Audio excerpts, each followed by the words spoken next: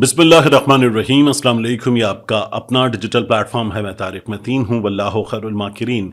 अल्लाह सबसे बेहतर तदबीर फरमाने वाला है, वही बचाएगा मेरे देश को बलाओं से, जो बारिश में शजर से घोंसला गिरने नहीं देता, क्योंकि उसकी तदबीर तमाम तदाबीर की इमाम है। आज जुमेरात का दिन, जनवरी की 30 तारीख। मेरा आपसे आज के दिन ये पहला इंटरेक्शन। कोशिश रहेगी कि सेहत के मामलात कुछ बेहतर हुए हैं, बाकी मामलात भी अल्लाह बेहतर फरमाएगा। जिस एक प्रॉब्लम का मैंने आपसे कुछ जिक्र किया था, तो ये इंटरेक्शन बेहतर रहे।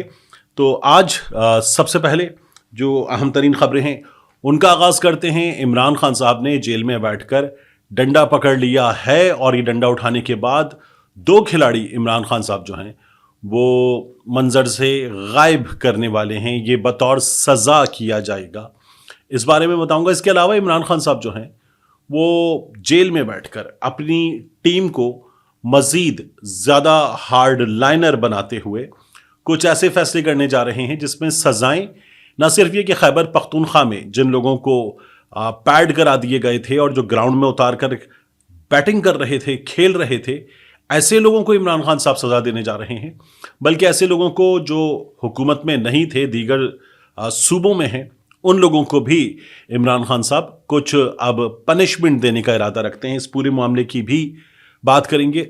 इसके अलावा ये जो जेंट्री बीच नामी कैरेक्टर पाकिस्तान आया है, इस कैरेक्टर के हवाले से अमरीकी सिफारत खाने ने जो बता दिया सो बता दिया। मज़ीद कुछ चीज़ें आई हैं, इस किरदार की बात करेंगे। रात में पाकिस्तान तहरीके इंसाफ के कुछ लोगों को छापे जैसी सूरत हाल से मरियम नवाज शरीफ साहिबा की सरकार में गुजरना पड़ा है, उनके साथ क्या हुआ है, इसकी भी बात करेंगे, और इमरान खान साहब का ट्वीट भी शामिल करेंगे। लेकिन सबसे पहले दरख्वास्त आपसे, घंटी का बटन दबाइए, सब्सक्राइब कीजिए, लाइक कीजिए, कमेंट कीजिए। और ये दरख्वास्त गुज़श्ता 2 से 3 रोज़ में मैं नहीं कर सका था, तो I need to increase the frequency of this. सबसे पहले मैं आपके सामने एक चीज़ रखूं कि इमरान खान साहब अपनी खैबर पख्तूनख्वा की टीम में से 2 अरकान को, कम अज़ कम 2 अरकान को, ये 3 भी हो सकते हैं, निकालने जा रहे हैं। देखिए, मैंने आपको पहले भी बताया था कि इमरान खान साहब उनसे जेल में खैबर पख्तूनख्वा की अहम शख्सियत मुलाकात करने के लिए जब मौजूद थी, तो इमरान खान साहब ने उसको हक्का बक्का छोड़ दिया था, हैरान छोड़ दिया था, जब ये बताया कि फ़लाँ जगह पर फ़लाँ शख्सियत से फ़लाँ शख्सियत ने मुलाकात की और वहाँ पर लेन देन हुआ करप्शन के मामले में। तो वो साहब बड़े हैरान परेशान थे, और फिर उसके बाद उन्होंने बाहर आकर ये कहा था कि इमरान खान जेल में बैठकर इन्फॉर्म्ड है। तो खैबर पख्तूनख्वा में करप्शन के मामलात के हवाले से मैंने आपसे कहा था कि खबरें बड़ी पक्की हैं। अब इस सिलसिले में काजी अनवर साहब, उनके साथ शाह फरमान साहब, उनके साथ ब्रिगेडियर मुसद्दिक साहब, ये लोग इमरान खान साहब की जानिब से काम कर रहे थे करप्शन के मामलात पर निगरानी का। अब काजी अनवर साहब ने यह कहा है कि वजारतों से मुताल्लिक शिकायत हमें मौसूल हुई हैं, कुछ वज़ीरों को बुलाया था और बुलाकर बताया कि आपकी वजारतों में ये गलतियां हो रही हैं, महकमा सेहत में और दीगर इदारों में होने वाली करप्शन की तहकीकात करें। काजी अनवर साहब कहते हैं कि हुकूमत की जानिब से यूक्रेन से महंगी और नाक़िस गंदम खरीदी गई, इस हवाले से भी तहकीकात की जा रही हैं। जिस तरीके से गंदम खरीदी गई वो भी मशकूक मामला है। अगले हफ्ते गंदम के इस मामले पर इजलास बुलाया है। इमरान खान ने मुझे कहा है जो भी वजीर करप्ट है उसे हटा दिया जाए, इसे इससे ज़्यादा होना चाहिए। जो भी वजीर करप्ट है उसे न सिर्फ हटाया जाए बल्कि फिर एंटी करप्शन के मामलात के तहत रगड़ा भी लगे, तफ्तीश पूरी हो और उसके बाद भुगते और जो लूटा है वो वापस आना चाहिए। ये इमरान खान साहब का प्रिंसिपल है, तो इस पर काम होना चाहिए। ये एक बिल्कुल ठीक इंस्टांस है। इसके अलावा इमरान खान साहब पॉलिटिकली जिन लोगों को मुमकिन सज़ा देने जा रहे हैं, उनके हवाले से खबर आई। हमारे दोस्त हैं छोटे भाई ज़ुबैर अली खान, उन्होंने कहा कि इमरान खान साहब जो हैं उन्होंने ऐसे लोगों को बुलाया है कि गंडापुर साहब, जिनसे पिछले दिनों लड़ाई वड़ाई बाकायदा तौर पे कर चुके हैं, और ये भी इल्ज़ाम है कि उनसे गंडापुर साहब के ताल्लुकात बहुत अच्छे नहीं हैं। तो इनमें तैमूर झगड़ा साहब का भी नाम आ रहा है और महर शराफत का भी नाम आ रहा है। महर शराफत तो वो जिनका दावा है कि मरियम नवाज शरीफ को उन्होंने फॉर्म 45 पर मुकम्मल तौर पर हरा दिया और बिल्कुल शफाफ तरीके से जीती। उन्होंने तो ये भी कहा था कि अगर कोई ये कहेगा कि मरियम नवाज ठीक जीती हैं तो मैं उस पर पीका का केस करूंगा। وہ مہر شرافت صاحب اور تیمور جھگڑا صاحب، ان کو عمران خان صاحب نے بلایا ہے۔ اب علی امین گنڈا پور صاحب کی تو مہر شرافت صاحب کے معاملے میں ان سے بات کرتے ہوئے بڑی ایک آڈیو بھی وائرل ہوئی تھی اور گالم گلوچ کافی کچھ تھا اس میں۔ پنجاب میں خیبر پختونخوا میں عمران خان صاحب نے ٹیم میں تبدیلیاں کی ہیں، مزید کر رہے ہیں، تو مہر شرافت کو بلایا جانا اسی سلسلے کی ایک کڑی قرار دیا جا رہا ہے۔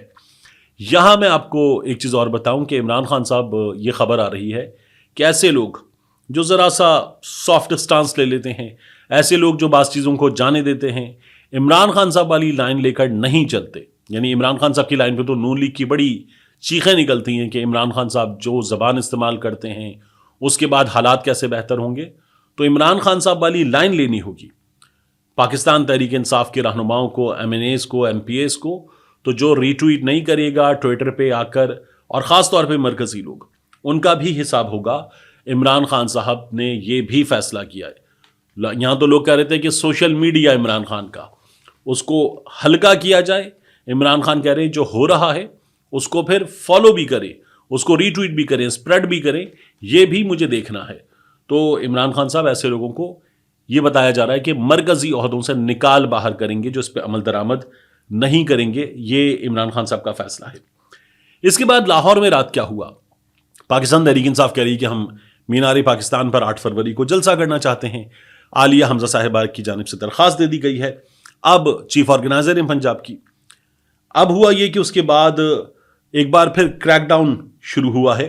انجینئر یاسر گیلانی یہ بھی فارم 45 پر جیتے تھے، ملک ندیم عباس 12 اور کئی دیگر رہنما۔ ان کے ساتھ یہ ہوا کہ ان کے گھروں پہ، دفاتر پہ، ڈیروں پہ چھاپے مارے گئے۔ کارروائی وہی، چھاپا مارو، بندہ نہیں ملتا تو لوگوں کو ڈراؤ، دھمکاؤ، تشدد کرو، چیزوں کی توڑ پھوڑ کرو، یہ سلسلہ ہوا ہے۔ تو 8 فروری کے جلسے کا نتیجہ اس کو قرار دیا جا رہا ہے۔ مریم نواز شریف صاحبہ کو ہم نے دیکھا کہ انہوں نے اس عہدے پر آنے کے بعد باقاعدہ طور پر طاقت کا استعمال کرتے ہوئے حکومت کر کے دکھائی ہے ابھی تک، اور مریم نواز شریف صاحبہ پولیس کا بے دریغ استعمال وہ کرتی ہیں۔ تو یہ اسی سلسلے کی ایک کڑی ہے۔ پاکستان تحریک انصاف کے لیے ٹف ٹائم اہیڈ، لیکن عمران خان صاحب کہتے ہیں کہ جب ٹف ٹائم ہے تو اور زیادہ کریز سے باہر نکل کر کھیلنے کی ضرورت ہے۔ یہ اپنی ٹیم کو عمران خان صاحب پیغام دے رہے ہیں۔ اس کے بعد میں آپ سے عرض کروں کہ یہ جو جینٹری بیچ نامی کردار ہے، اس کے حوالے سے بڑی دلچسپ صورتحال ہمارے سامنے آئی۔ ایک تو ہم نے دیکھا شہباز شریف سے ملاقات، پھر اس کے بعد اینکرز کے سامنے بٹھا دیا گیا، پھر یہ جا کر بیٹھا عادل شاہ زیب، وہ جنہوں نے صداقت علی عباسی کا انٹرویو کیا تھا، اور متی اللہ جان نے عادل شاہ زیب کو ٹھیک کیا تھا ایک شو میں، جو لٹری فیسٹیول کے سلسلے کا شو تھا غالباً۔ تو اب یہ وہاں پر بھی کہہ رہا تھا کہ میں ٹرمپ کو جتنا جانتا ہوں اور ٹرمپ جو ہے وہ یہ نہیں کریں گے، اور عادل شاہ صاحب کہنے لگا اور ٹرمپ دوسرے ملک کے معاملات میں تو بالکل بھی مداخلت نہیں کریں گے۔ تو یہ پریشانی ہے، یہ بے چینی ہے۔ اس کے حوالے سے جو چیز سامنے آ رہی ہے، یہ بینکرپسی میں فراڈ میں ملوث پایا گیا، امریکی عدالت کا فیصلہ نکلا ہے، اور اس میں جو چیز ہمارے سامنے آ رہی ہے اس کے مطابق according to the evidence presented at trial, بیچ آبٹینڈ، اس کے خاندان کی بات ہو رہی ہے، $857,500 home and tried to hide $15,000 in monthly payments before he filed for bankruptcy protection from an $812,000 debt created by a lawsuit that Beach brought and lost۔ تو یہ جو ہے وہ بینکرپسی کا کیس بھی ہارا، یہ اپنے پارٹنرز پہ ان سے چیزیں لینے کے چکر میں تھا، یہ بھی اس کے خلاف فیصلہ آ چکا۔ اتنا بڑا فراڈیا، اور اس فراڈیے کو وہاں پر عدالتوں سے کیس کر کے سزا ہو چکی۔ یہ اپنے والد کے بھی جعلی دستخط کر رہا تھا۔ یہ آدمی ہمارے ہاں وزیر اعظم کے سامنے بیٹھا تھا۔ تو کس طرح کی حکومت ہے، کس طرح کا کنٹرول ہے کہ یہ سامنے بیٹھا ہوا تھا اور یہ بیٹھ کے بتا رہا تھا کہ وہاں سے سرمایہ کاری آئے گی اور یہ اور اس کے دوست سرمایہ کاری کریں گے، اور ساتھ ہی یہ بھی بتا رہا تھا کہ ٹیکنالوجی دے گا، ایسی عمارتیں بنائیں گے یہ لوگ۔ میں بیٹھ کے پڑھ رہا تھا کہ امریکہ میں ایک 30 منزلہ عمارت بنانے میں وہاں بھی 2 سے 3 سال لگتے اگر جلدی بن جائے عمارت 30 منزلہ، اور یہ ہمیں بتا رہا تھا کہ 30 منزلہ عمارت 30 دن میں بنانے کی ٹیکنالوجی دے دوں گا، یہ آ کے ہمیں بتا رہا ہے۔ اور ہمارے لوگ سن رہے ہیں اس کو. اس سے سلسلے میں کیا ہوا کہ امریکی سفارت خانے نے، زبیر علی خان نے وہاں پوچھا تو امریکی سفارت خانے نے لکھ کے بتا دیا کہ یہ آفیشیل وزٹ پر نہیں ہے، اور یہ بھی کلیئر ہو گیا کہ ہم نے اسے خود ہی سر پہ بٹھایا ہوا ہے، کیونکہ ہمیں یہ نظر آنا چاہیے کہ گورا ہے، امریکہ سے آیا ہوا ہے، اور اس کی گوری چمڑی دکھاؤ اور یہ بتاؤ کہ صرف عمران خان کی بات نہیں ہے امریکہ میں، ہماری بھی بات ہے اور ہم سے گورا ملنے آیا ہوا ہے. تو اس لیے آپ کو ایک ڈیسپریشن نظر آ رہی تھی. اس ڈیسپریشن کا نتیجہ تھا کہ یہ لوگ جو ہے وہ یہ بتا رہے تھے کہ ساڑی گل ہو گئی ہے. اب اس میں کوئی گل ہو گئی ہے والی بات نہیں تھی، لیکن بہرحال بری طرح سے ایک پریشان سی صورتحال میں ان لوگوں نے یہ دعویٰ کیا کہ یہ گورا آیا ہے، اور اس گورے نے ٹرمپ کے حوالے سے کچھ چیزیں بتا دی ہیں. بعد میں پتا چلا کہ بہت ہی فارغ سا کام تھا. آخر میں عمران خان صاحب کے اکاؤنٹ سے ٹویٹ کیا گیا، اور طویل ٹویٹ ہے، میں آپ کے سامنے پڑھ دیتا ہوں. ٹویٹ کہتا ہے، مہذب دنیا میں ڈیفیمیشن کی سزا جرمانے کے طور پر دی جاتی ہے، یہ ایک سول لائبلٹی ہے، لیکن پاکستان میں پیکا کا کالا قانون منظور کر کے ڈیفیمیشن کی سزا 5 سال کر دی گئی ہے. دنیا کی تاریخ میں پہلی مرتبہ سرکاری محکموں کی توہین پر بھی سزا سنائی جا رہی ہے. برطانیہ سمیت تمام ترقی یافتہ ممالک میں ڈیفیمیشن کی سزا جرمانے کے طور پر دی جاتی ہے، کیونکہ دنیا جمہوری اقدار اور اظہار رائے کی آزادی کو لے کر آگے کی طرف بڑھ رہی ہے، لیکن پاکستان میں ایسے غیر جمہوری قوانین منظور کر کے جمہوری اقدار کا گلا کھونڈا جا رہا ہے. آزادی اظہار رائے اور آزادی صحافت کا قتل کیا جا رہا ہے. اس سب کا مقصد یہی ہے کہ 8 فروری کے مینڈیٹ کی چوری سے لے کر عوام کے چادر چار دیواری تک کا تقدس پامال کرنے تک، 9 مئی فالس فلیگ سے 26 نومبر کے قتل عام تک جو بھی ظلم اور بربریت کی گئی ہے اس پر کسی کو آواز اٹھانے کی جرت نہ ہو. چیف الیکشن کمشنر کے معاملے پر بھی وہ یہ کہتے ہیں کہ تقرری میرٹ کی بنیادوں پر ہونی چاہیے، ورنہ سکندر سلطان راجہ جیسے گھناؤنی کردار جنم لیتے ہیں جو عوام کی بجائے اسٹیبلشمنٹ کی خدمت کا فریضہ سر انجام دیتے ہیں. سکندر سلطان راجہ آرٹیکل 6 کا مستحق ہے، کیونکہ اس نے عوام کا مینڈیٹ دن دہاڑے چوری کر کے فارم 47 کی سہولت کاری کی. 8 فروری کو ملک بھر میں یوم سیاہ منایا جائے گا. اس دن عوامی مینڈیٹ پر شب خون مارا گیا، پہلے انتخابات کو ملتوی کر دیا گیا، 9 مئی کا ڈرامہ رچایا گیا تاکہ تحریک انصاف کو کچلا جا سکے. اس کے باوجود عوام نے جوق در جوق نکل کر تحریک انصاف کو 8 فروری کو ووٹ ڈالے، مگر نتائج کو بے شرمی سے اور بے دردی سے بدل کر ملک کو اندھیروں میں دھکیل دیا گیا. اب 8 فروری کے ڈاکے کی پردہ پوشی کے لیے پیکا اور 26ویں ترمیم جیسے قوانین منظور کیے جا رہے ہیں. ایک جھوٹ چھپانے کے لیے 100 جھوٹوں کا سہارا لینا پڑتا ہے. آگے عمران خان صاحب کہتے ہیں، قرآن میں امر بالمعروف و نہی عن المنکر کا بار بار ذکر آیا ہے کہ اچھائی کا ساتھ دو اور برائی کے خلاف ڈٹ جاؤ. جمہوریت کی بنیاد اخلاقیات پر ہی ہوتی ہے.